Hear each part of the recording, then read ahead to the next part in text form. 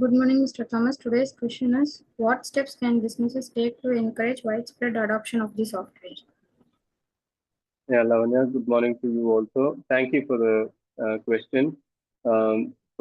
Yeah, just like the other aspects that we were discussing, so though every aspect of the software development might go right, ultimately it is the end users' acceptance of the software, or as you said rightly, adoption of the software that ultimately ensures that the software as a project has become successful. So company can take up many strategic and tactical steps to ensure that that adoption by every user in the organization is high, and because of which the organization can really succeed and make the most out of the new software that they have created. So the first one is, as we've said before, the company or the business will have to explain the purpose of the software to the team. Why are we even taking up this particular responsibility? It is like as an individual, we decide to go to the gym. Um, Nothing that comes from the gym, the experience in the gym for the first few days or weeks is pleasant. Nothing is pleasant about it. It's extremely difficult. It's excruciating pain. But if the person who's going to the gym understands the purpose, saying that it will help me over a period of time, maybe after 3 months or 3 years, the entire hard work that I'm putting in right now is going to help me to become a better person, both physically and mentally. It's going to help me. Then the person will be willing to endure the difficulties, the pain. So the same way, the business will have to explain the purpose to each and every team member. If they are not clear with the purpose, they will not be willing to take up the additional burden.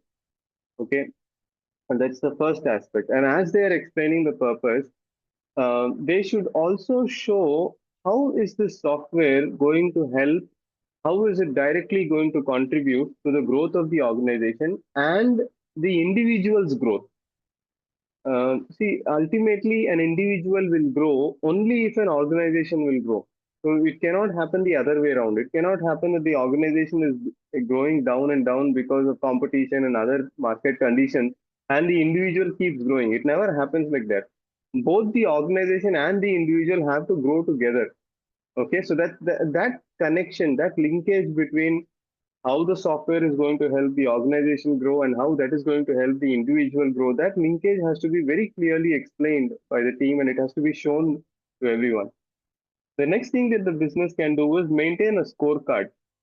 Show clearly how is the contribution happening by the team, how are the measurements being done, how is the productivity of the entire organization improving because of the new software. So the company will have to take steps in ensuring that the scorecard, the dashboards are maintained, or the visibility of such information is given to all the team members. And one final thing that I can suggest is to recognize and reward the performance of those team members who are doing exceptionally well in adopting the software and producing extraordinary results. See, automatically what happens is when a software is brought in, the results also goes up. So there will be, let's say, out of 100 employees, there may be 10 employees who are doing an outstanding job. So to recognize them, to appreciate them, to reward them publicly, saying that these are the superstars, they've really adopted, and now see our productivity has increased or our profitability has increased. We have become in the industry ranking, we have gone up by 2 ranking, or all that, showing that kind of a recognition to contributing team members also helps in widespread adoption of the software. So these are few things that the organization can do, the business can do to ensure that the new software is adopted and it gets the most benefit out of whatever exercise that they are going through. Thank you, Lavanya, for the question again. Thank you.